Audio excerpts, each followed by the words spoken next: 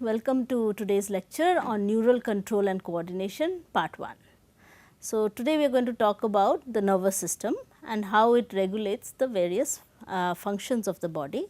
In part 1, we are going to only discuss about the very basic concepts about what constitutes the nervous system, the basic unit of the nervous system, which is a neuron, and how it generates the electrical impulse and then conducts it. So, let us see. In order to maintain homeostasis in our body, the functions of different organs have to be coordinated. Now, what do I mean by homeostasis?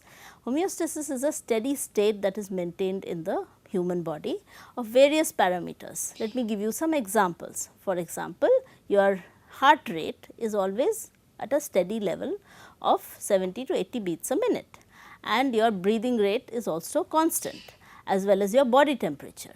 Unless something happens to make these things change, then the body tries to bring back normalcy by changing the conditions and bringing back these parameters to the normal level.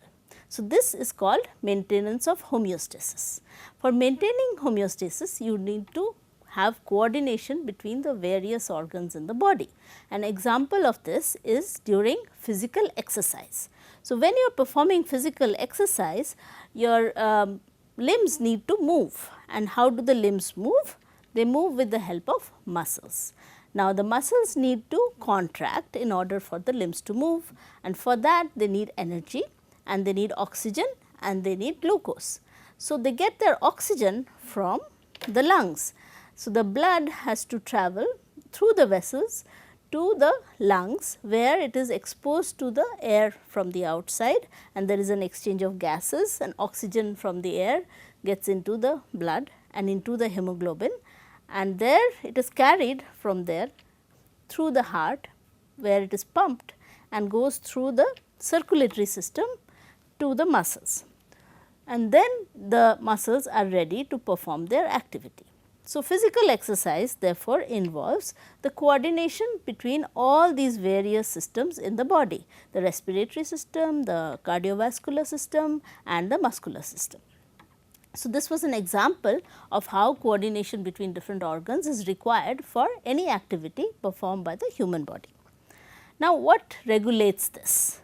So, this coordination is taking place because of two systems in our body, which are called the control systems. The first one is the neural system, which we are going to discuss today, and the other one is the endocrine system, which we are going to discuss in a few lectures later. So, to begin with the neural system, let us see what is this neural system. So, this neural system provides an organized network of point to point connections, which is required for quick coordination. So, in these organs that I just talked about, the heart, the lungs, then the blood vessels and the muscles, they are all located in various locations within your body, but they need to communicate with each other in order to act in a coordinated manner. So, for this purpose, the communication between these organs is partially carried out through the nervous system. So, this forms an organized network which connects these systems. Now, the basic organization of the neural system has been conserved across evolution.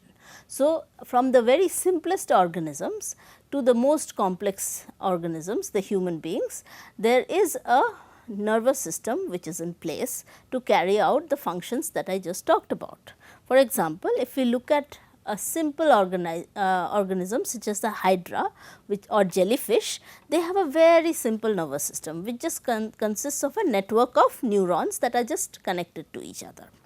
Now, if we move higher, organisms such as insects, they have a nervous system which is slightly more complex than the one that is present in the jellyfish. Here the organism has not only neurons, they are organized into a structure which is called as the brain, and then there are structures called ganglia, which are collections of these neurons, and there are other neural tissues associated with it.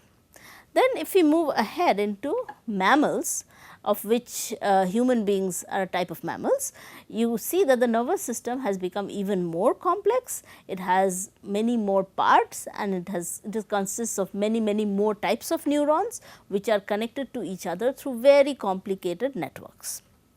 So, the bottom line is this process is conserved across evolution.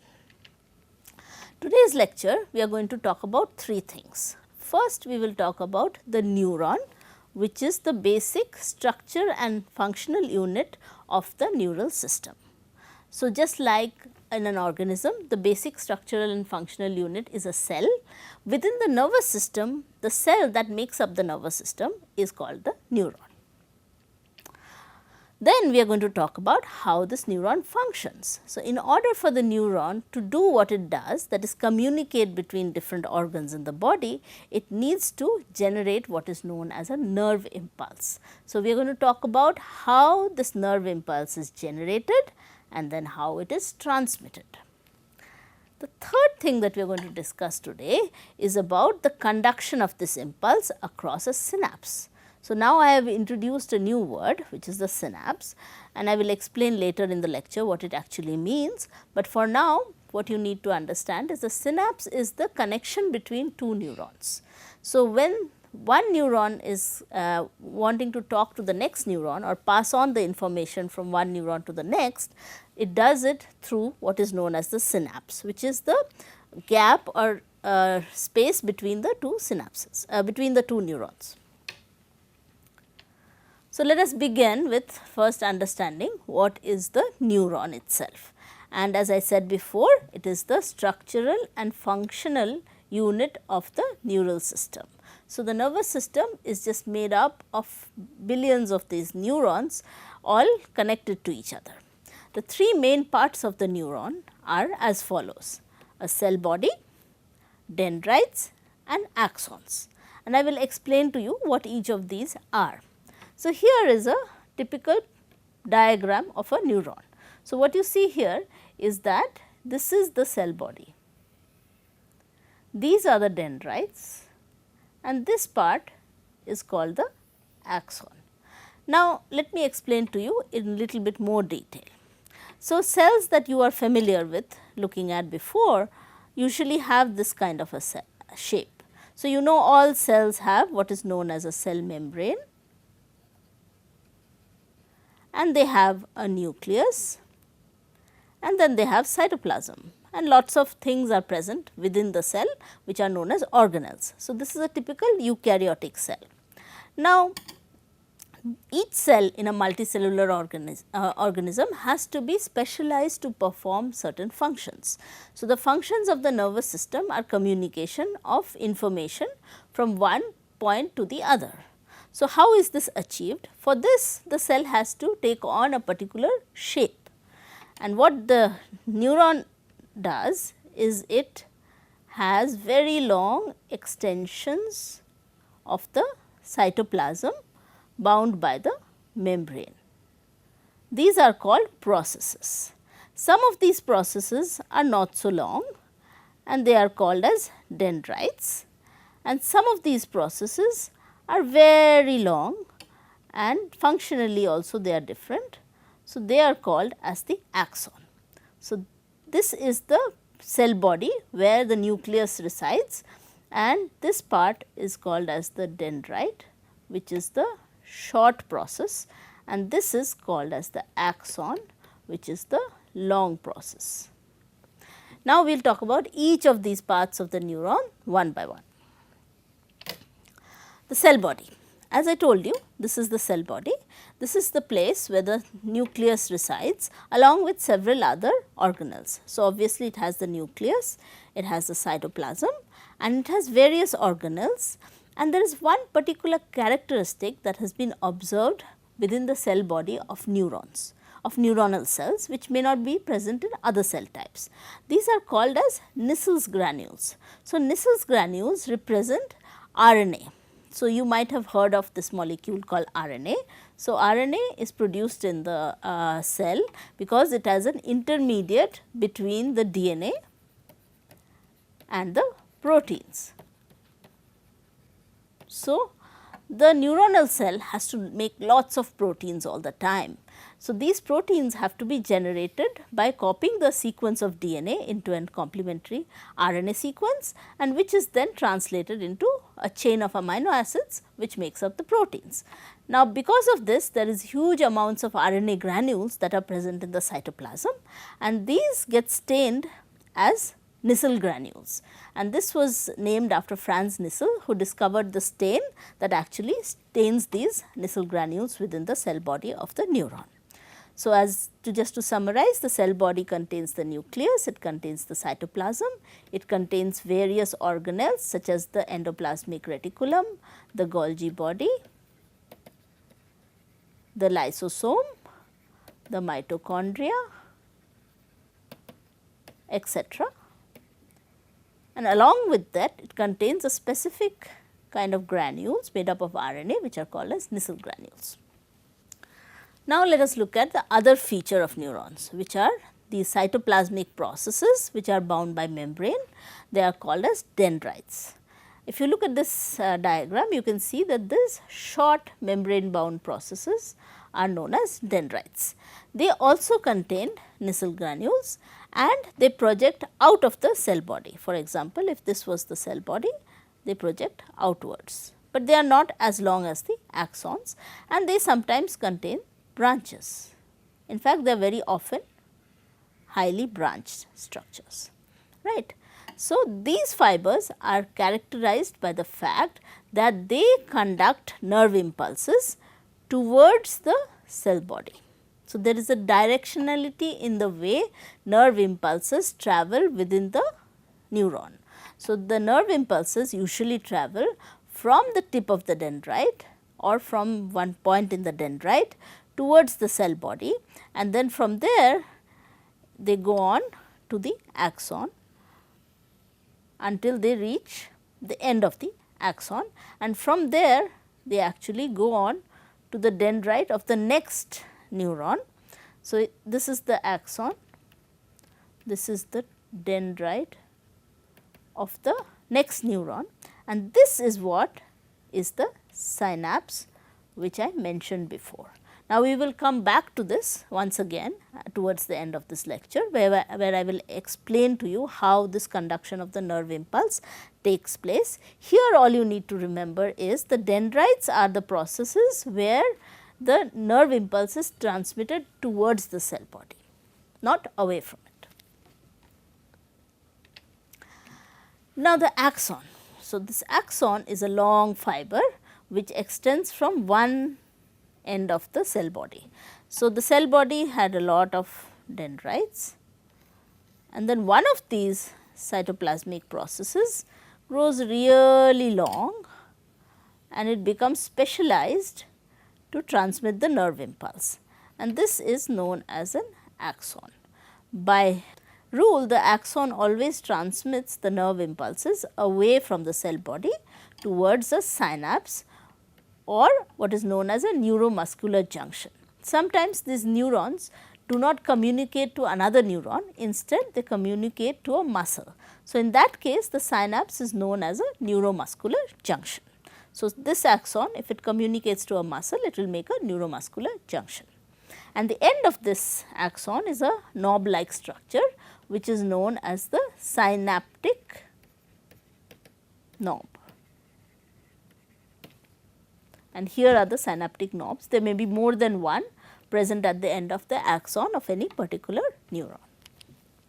Another fact that you need to remember here is that the axon has fewer branches than the dendrites. The dendrites are extensively branched structures.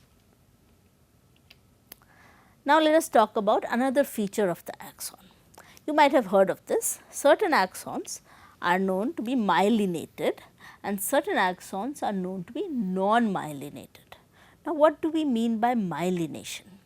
So, myelination is actually a kind of insulation. So, you have seen wires in an electrical circuit, and you have seen that these wires are usually made up of metals, but they are covered by some kind of plastic material which acts as insulation that does not allow the current to leak out, and it will not shock you if you touch the wire, right. So, this myelination is equivalent to that insulation. Now, in the nervous system, these dendrites and axons, particularly the axons, have very long, they are very long. So, the nerve impulse or electrical impulse is being conducted across this just like in an electrical circuit. So, just like the wires are insulated in an electrical circuit, these axons have to be insulated with something which is called as myelin. So, this is a cross section of an axon. So, it is a cylindrical long structure. So, cross section will look like a circle roughly. So, if you look at a myelinated axon, you will see a layer of insulation around it, which is known as myelin. In non-myelinated neurons, the axon is also protected by another cell wrapping around it, which is known as a Schwann cell, but it does not form this multiple rounds of myelin membrane, which is a specialized kind of cell membrane that is wrapped around the axon. So, non-myelinated neuron will have a Schwann cell just surrounding it, but a myelinated axon will have a Schwann cell which became very long and then wrapped itself around multiple times around this axon to make this like ring like structure, like the layers in an onion. You have seen that, right. So, this is what myelin actually looks like. So, this is a picture of an axon which is myelinated by a Schwann cell. So, this is a single Schwann cell which is wrapped around one segment of the axon, and if it forms multiple rounds around the axon, the membrane becomes very specialized and this forms a compact membrane myelin, okay, which is very specific. This is a sheath around the axon and there are gaps between adjacent Schwann cells which have wrapped around two segments of a axon. So, the gap in between them is called as nodes of Ranvier. Okay. So, here is a node of Ranvier. Then the myelinated nerve fibers are found usually in spinal and cranial nerves. In the next part of this lecture, I am going to actually explain what are spinal and cranial nerves. So, for now you do not need to understand that. There are certain kind of nerves in which these axons are found. Now, non-myelinated axons, as I said, they also have a Schwann cell wrapped around them in segments, but they do not form this multi-layered specialized myelin, okay, and they are found commonly in the autonomous and somatic neural systems. So, there are three kinds of neurons with respect to their shape and their organization. So, these neurons can be classified into unipolar neurons. So, unipolar neurons usually look like this. They have one process which is coming out from the cell body, which is of course bound by the membrane, but it is a single process. And this kind of a neuron is usually found in the embryonic stage, meaning during development when the neuron is actually forming, it does not yet become a mature neuron, it is in a unipolar form. The second kind of neuron that can be observed in the nervous system is called as a bipolar neuron. Now, the name itself tells you bipolar means it has two processes. So, one side it has a process which is the dendrite and the other side it has a process which is known as the axon. So, it has one axon and one dendrite, and usually this kind of bipolar cells are found within the retina of the eye. So, again I am going to discuss about the retina of the eye in the next part of this lecture. Third type of neurons are called multipolar neurons. Now, multipolar neurons look like the typical example of the neuron that I showed you before, and it is characterized by the presence of one axon and two or more dendrites. So, these are the dendrites and obviously they are more than two in number, and these kind of neurons are usually found in the cerebral cortex, which is present, the outermost part of your brain is the cerebral cortex. So, I am going to describe more about the cerebral cortex and the kind of neurons that make up this in the next part of the lecture. Now that we have described the neuron to you in great details, let us talk about how the nerve impulse is generated. How do these neurons talk to each other? They have to communicate. Not only they have to communicate with each other, they have to communicate with the different organs. So, the information has to be taken from one system to the other. So, for this the neurons use a electrical impulse or a nerve impulse for this communication. So, the reason why neurons can generate an electrical impulse is because they are excitable cells and their membranes are in a polarized state. I will explain to you what this exactly means. So, we have to first understand why are the neuronal membranes in a polarized state. So, to understand this, you have to understand how neurons signal or how do they talk to each other. So, neuronal signaling depends on the ability of neurons to generate rapid differences in electrical potential across their membranes.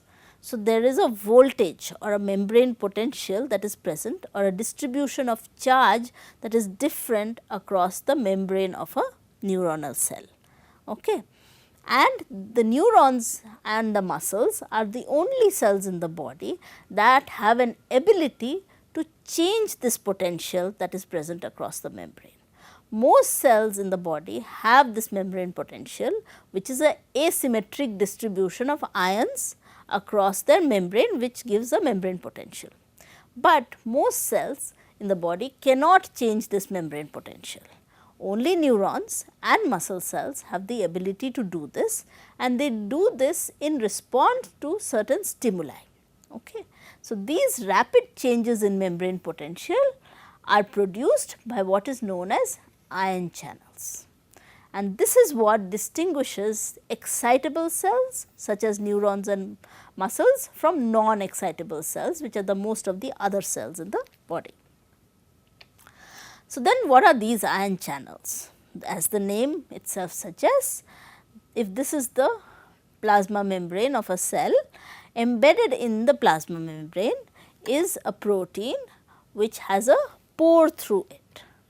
So, this pore allows ions or charged particles to go inside, and if such ion channels are present in a cell membrane and the ability to open and close these channels is regulated, then that cell can rapidly change the distribution of ions across the membrane and thus change the membrane potential in response to a stimulus. And therefore, ion channels are very important for the conduction of nerve impulses. So, we will see more details about it in the following slides. So, why do nerve cells use channels? So, that addresses the basic question that the cell membrane is made up of a phospholipid bilayer which is embedded with proteins including the ion channels. Now, what is this phospholipid bilayer? The phospholipid bilayer has a single unit which is a phospholipid. So, phospholipid is a molecule which has a polar head and two hydrophobic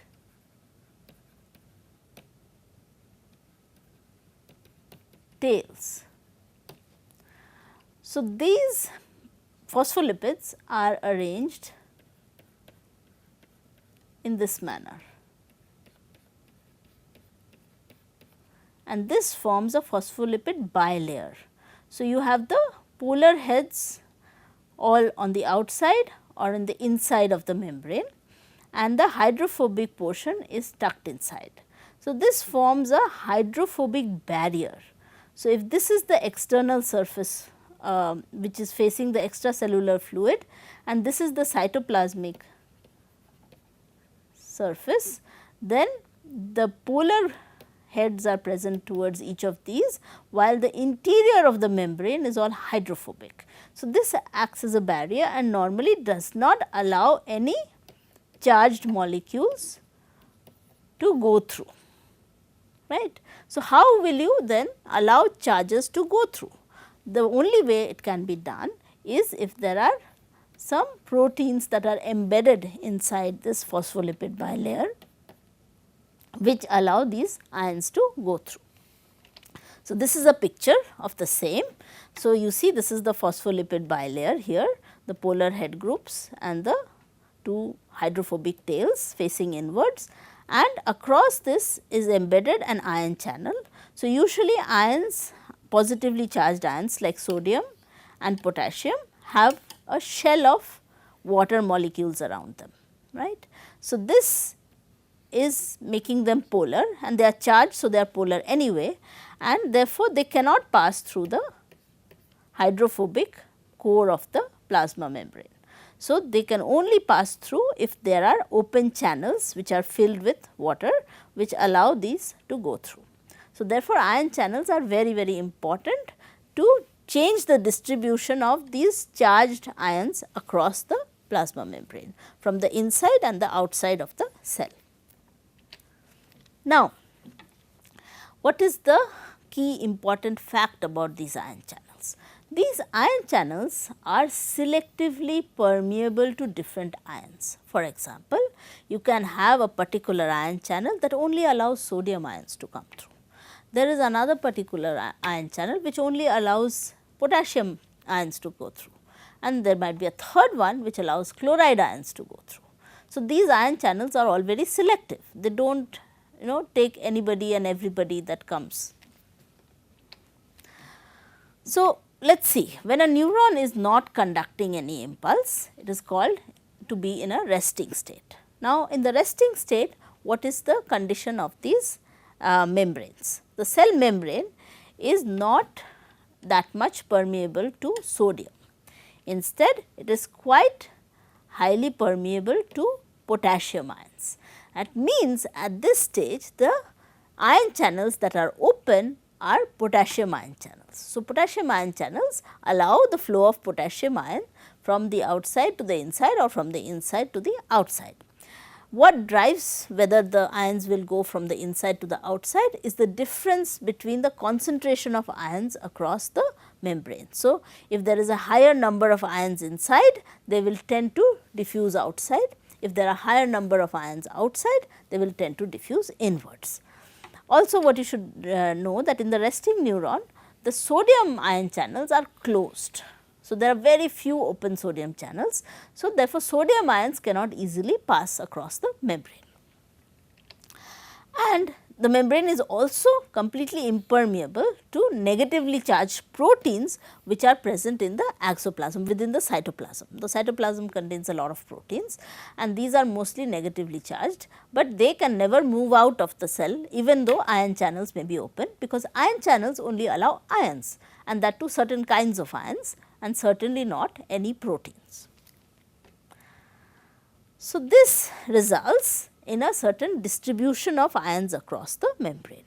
Now, what do you see? You see the axon inside has a high concentration of potassium ions and negatively charged proteins and a low concentration of sodium ions, whereas the fluid outside the axon, the membrane, contains a low concentration of potassium and a high concentration of sodium, and therefore, there is a opposite concentration gradient of sodium and potassium across the axon membrane. So, this is what it exactly looks like. So, you have high sodium outside, low potassium, whereas you have high potassium inside and low sodium, and of course, lot of negatively charged proteins which are only present inside. So, this is a representation of the axonal membrane, and this is the fluid outside the axon, and this is the axoplasm or the cytoplasm of the axon. Right. So, now with this we see that there are ionic gradients across the membrane, and this ionic gradient across the resting state is maintained in this way because of a particular pump. So, this is a sodium potassium pump. So, this is another protein which actually is called a pump because it transports ions across the membrane using energy in the form of ATP, and it does so against the concentration gradient.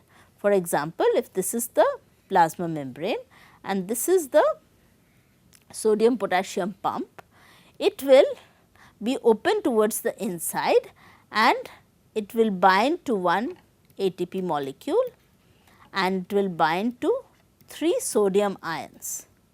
because it is using the ATP, because you know already there are more sodium ions outside than inside. So, it has to use ATP or energy to transport it against the concentration gradient. So, it is transporting 3 sodium molecules, and as soon as the ATP is hydrolyzed to ADP and inorganic phosphate, this energy changes the conformation of this protein and it now opens towards the outside. So, the 3 sodium ions can now diffuse towards the outside, and now when it is open towards the outside, it binds to potassium ions.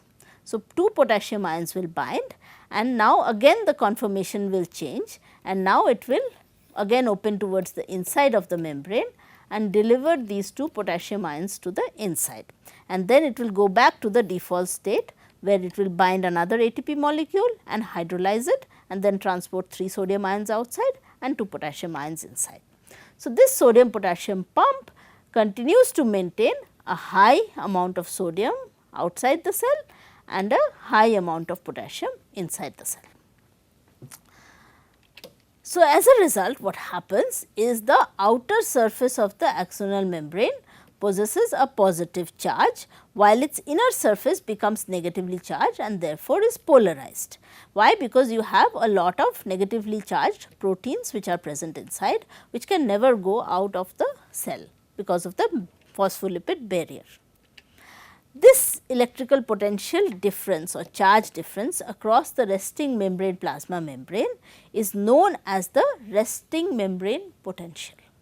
So, this is very important, and we will see that this has a negative value. So, this is a cartoon showing you that right outside the membrane there is a high concentration of positive charges, and right inside the membrane there is a high concentration of negative charges, because of which the voltage or the membrane potential difference across the plasma membrane, which is denoted by this equation here, V in voltage inside minus V out, has a negative value because of this high amount of negative charge inside.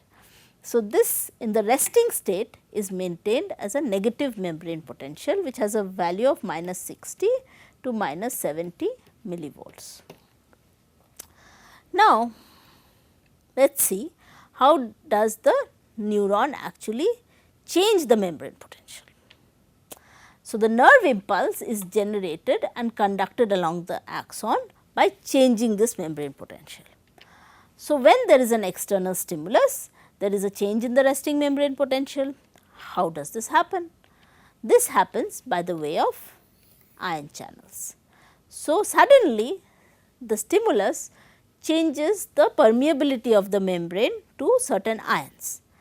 Usually it is to positively charged sodium ions. So, sodium ion channels will open up. Remember, there were not so many sodium ion channels that were open in the resting state, but now new sodium ion channels will open up and the flood of sodium ions can therefore come in. And now what will happen? The membrane potential will change because the distribution of ions across the membrane is changing. Now, let us see how that will result in the generation of an electrical impulse. Say this is a schematic which shows you the membrane, and you see this is the membrane, this line is the membrane, and this is the axoplasm, this is the other side, the membrane on the other side. Now, you see normally there was a negative charge which was present in the inner side of the membrane and a positive charge which was present on the outer side of the membrane, right.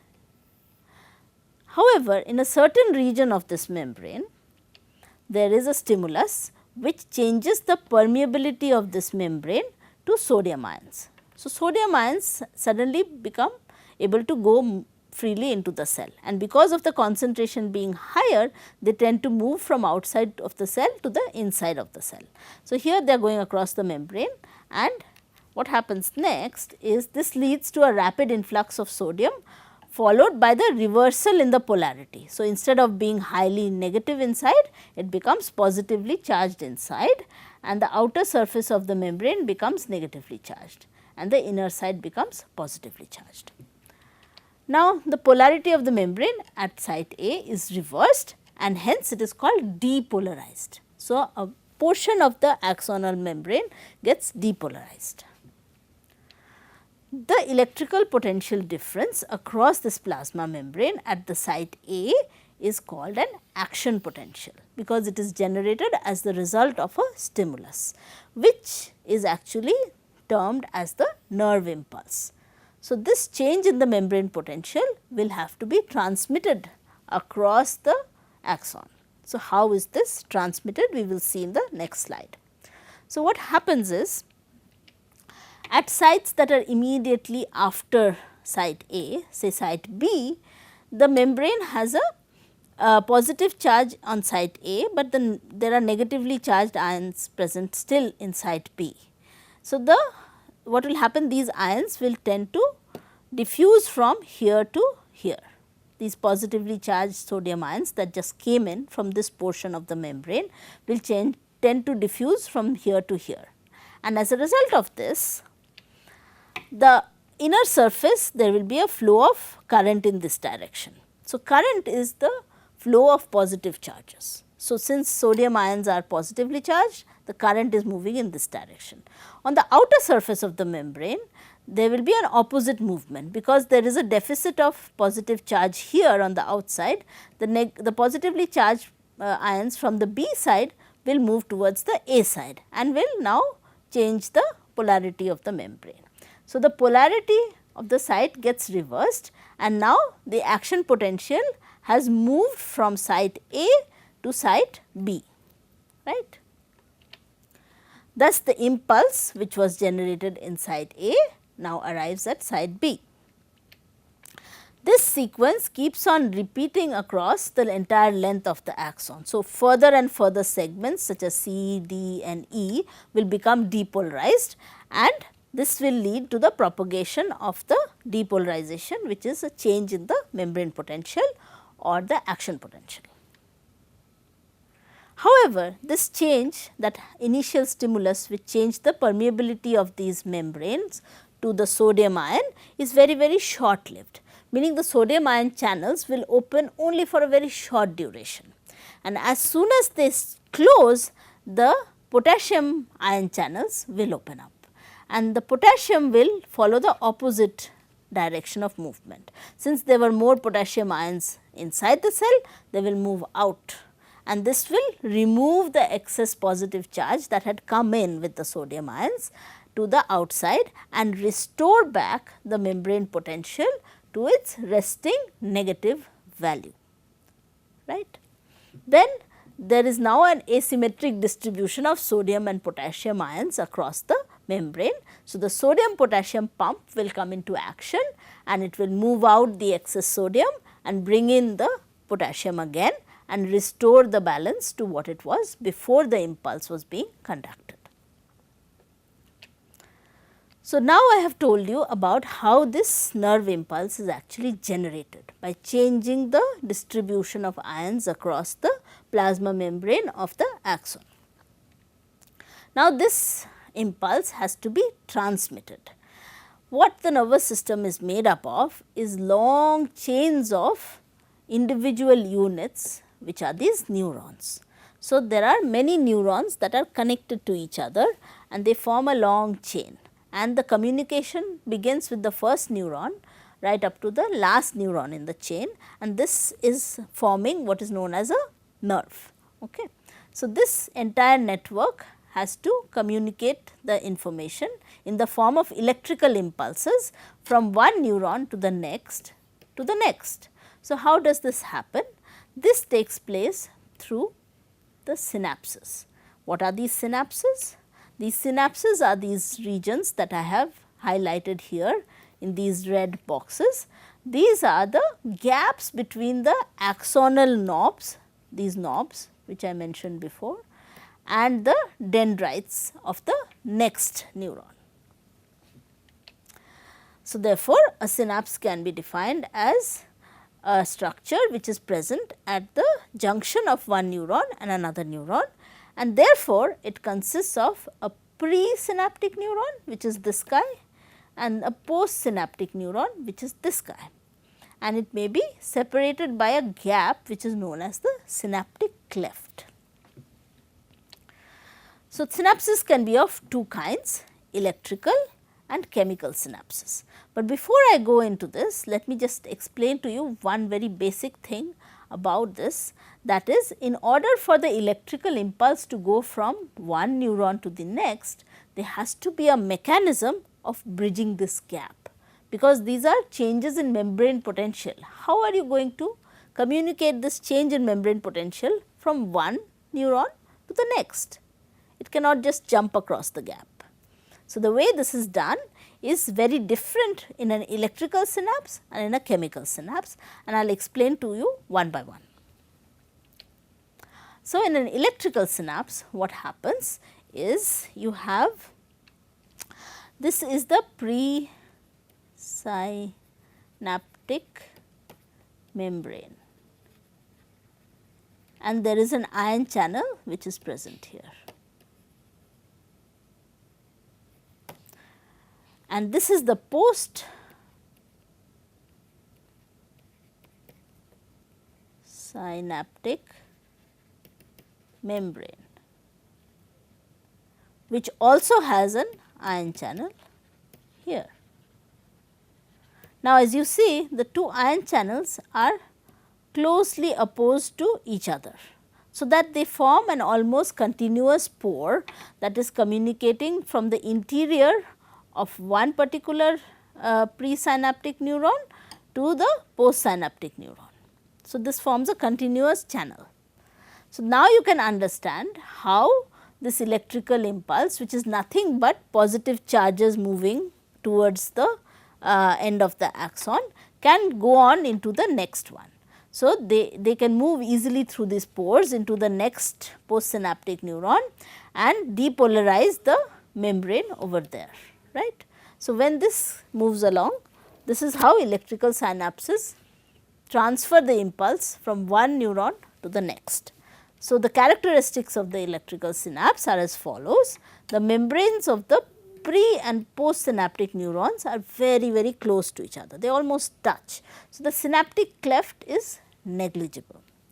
The electrical current can flow directly from one neuron to the other. The impulse transmission across the electrical synapse is always much faster. You will see why it is faster than the chemical synapse in a minute. Electrical synapses are, however, rare in our system. We have very few electrical synapses in the entire nervous system, and I will kind of explain that towards the end of this class. Let us look at the typical synapse, which is a chemical synapse. So, chemical synapse looks very different from an electrical synapse. So, here this is the presynaptic neuron, the knob that is present at the end of the axon, right. And you see this is the membrane of the postsynaptic cell, and here is the membrane of the presynaptic neuron. Now, there is a certain gap between the two, and the basic difference here is that ions cannot pass directly from the presynaptic to the postsynaptic cell. Instead, there is a change of guard, meaning there is a change in the communication system. So, before this, within a particular neuron, from the dendrite to the axon, there was electrical impulses which was being carried. Then as it reaches the end of the axon, this electrical impulse now gets converted into a chemical signal. So, this chemical signal is in the form of what is known as neurotransmitters. So, what are these neurotransmitters? Neurotransmitters are very small amino acid derived molecules or very small peptides made up of few amino acids in a chain, and they are packaged into these vesicles. So, there are these vesicles which are membrane bound packets of neurotransmitters that are stored within the end of the presynaptic neuron in the form of these neurotransmitter vesicles. Now, when a depolarization wave has reached this part, it will lead to the fusion of these synaptic vesicles to this membrane towards the postsynaptic cell, and this releases the neurotransmitters into the space or the synaptic cleft between the two neurons. Now, these neurons are chemical in nature. So, the electrical signal has now been transferred to a chemical signal. Now, these neurons, the postsynaptic ones, will have certain proteins on their membrane which are known as neurotransmitter receptors, meaning they can receive the signal. So, how do they receive the signal? The neurotransmitter molecule comes and binds to them, and they are very specific. A particular neurotransmitter only binds to a particular neurotransmitter receptor and not to any protein. So, only if the neurotransmitter receptor is present on the postsynaptic cell can it bind there, and this binding of the neurotransmitter to the neurotransmitter receptor can do very wonderful things. It can change the membrane potential of the postsynaptic cell. How does this do this? This can do it by opening up ion channels in the postsynaptic membrane and allowing positively charged ions to get in. This will result in depolarization of the postsynaptic cell, and so the message has been communicated from the presynaptic neuron to the postsynaptic neuron through a chemical messenger, which is the neurotransmitter.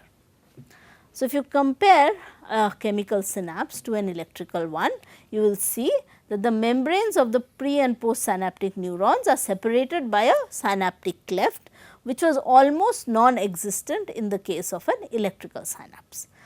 The chemicals such as neurotransmitters are involved, which are not involved in the case of an electrical synapse. Impulse transmission across chemical synapse is much slower. Now, it is obvious why it is slower, because it involves the transfer of a electrical impulse into a chemical signal and then again into an electrical impulse. So, this takes time. Most synapses are chemical in nature in our system. Towards the end of this lecture, I will ask you certain questions, and when I answer those questions, you will get to know why most synapses in our human body are chemical in nature and not electrical. Okay. So, this is a summary of the process of synaptic transmission which I just described across a chemical synapse. So, this is a cartoon showing you a chemical synapse and the various steps that are involved in the transmission of the signal from the presynaptic to the postsynaptic cell. So, this is a cross section of a presynaptic neuron.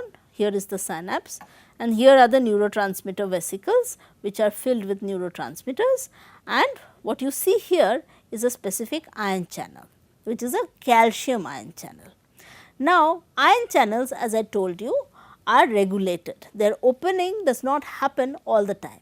Certain ion channels are open all the time, such as the resting potassium ion channels that are present in the neuronal membrane. However, certain ion channels are open only on a stimulus. So, they are called as gated ion channels. So, these gated ion channels can be gated by various things. They can be gated by binding of a chemical, they can be gated by the membrane potential. So, such ion channels are usually called voltage gated ion channels. So, an example of that voltage gated ion channel is this calcium ion channel.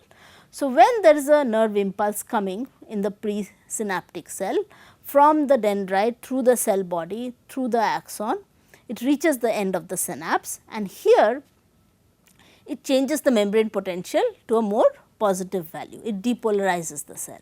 Now, this opens up these voltage gated calcium channels. Okay. So, these voltage gated calcium channels then allow a lot of calcium ions to get into the presynaptic end of the neuron. So, these calcium ions are a trigger for these neurotransmitter vesicles to fuse to this membrane, and they fuse to this membrane and release the neurotransmitters.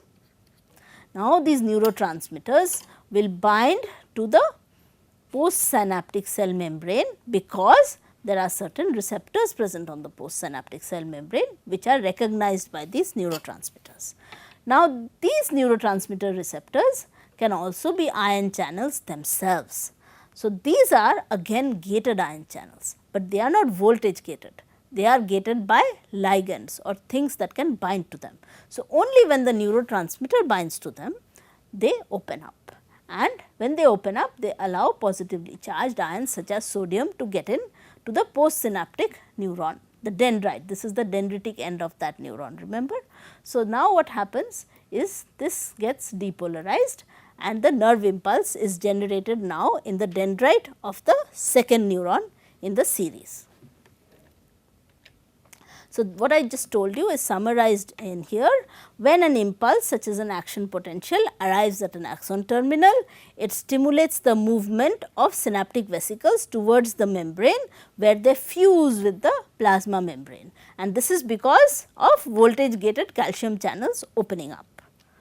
Then the released neurotransmitter binds to specific receptors on the postsynaptic membrane, and this opens ion channels, allowing the entry of ions into the postsynaptic neuron, which generates a new membrane potential there.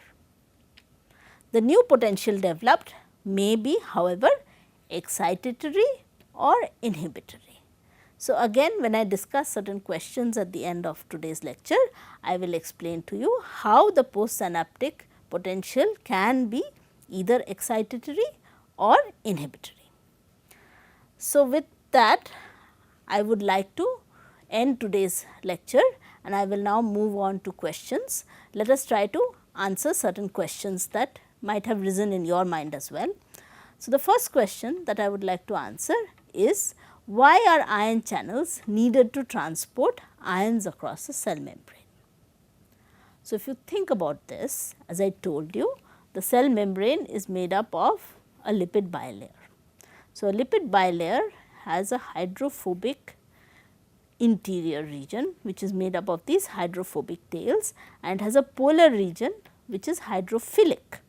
Now, the environment outside and inside the cell are both water rich. So, these are hydrophilic environments, but the barrier in between is hydrophobic. So, what are charged molecules such as ions to do? They cannot get into the cell.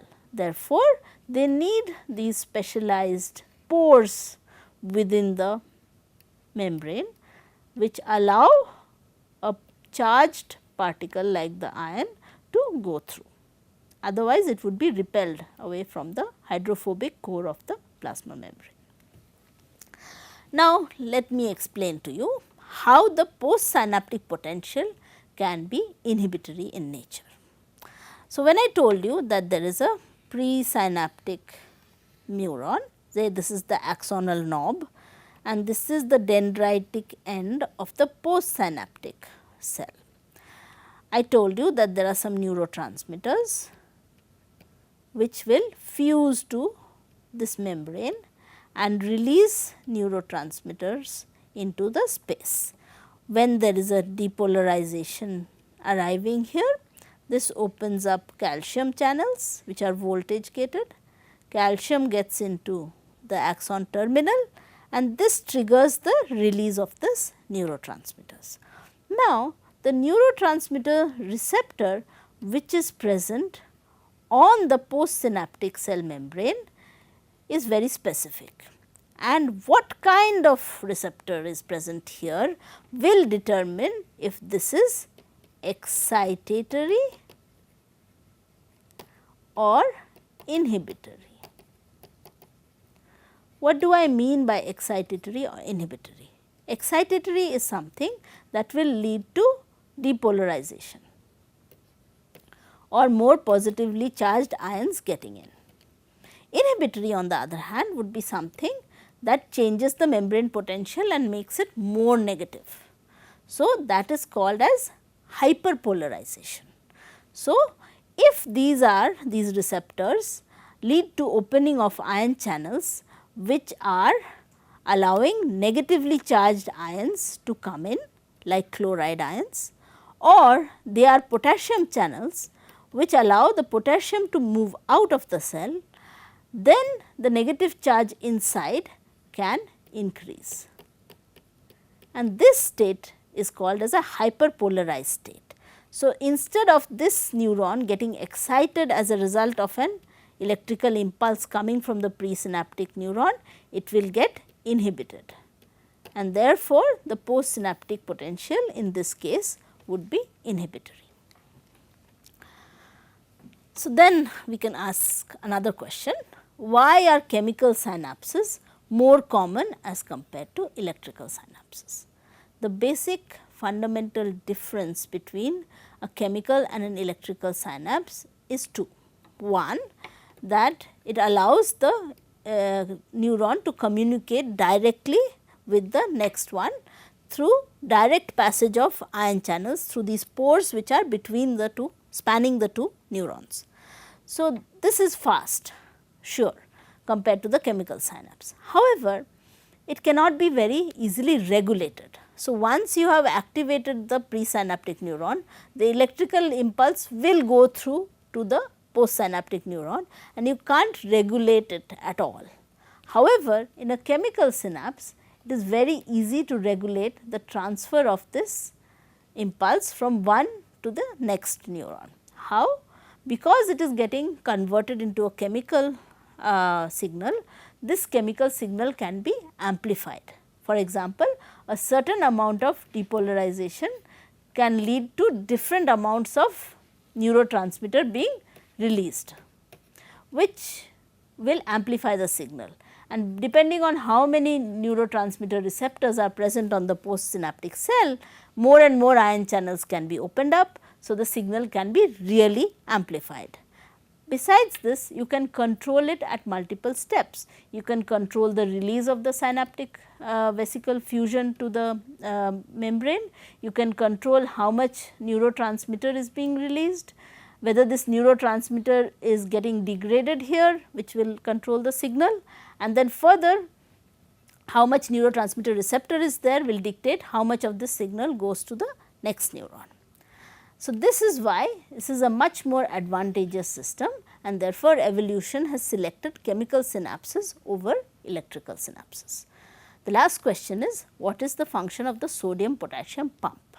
Now, if you remember, after the production of an electrical impulse, the membrane distribution of charges gets changed. So, the potassium ion has moved out, the sodium ion has come in.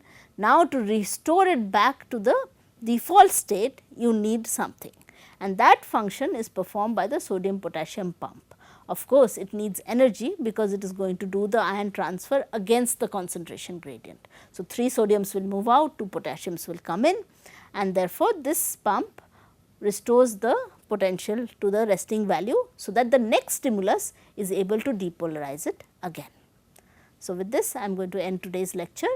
Thank you for listening.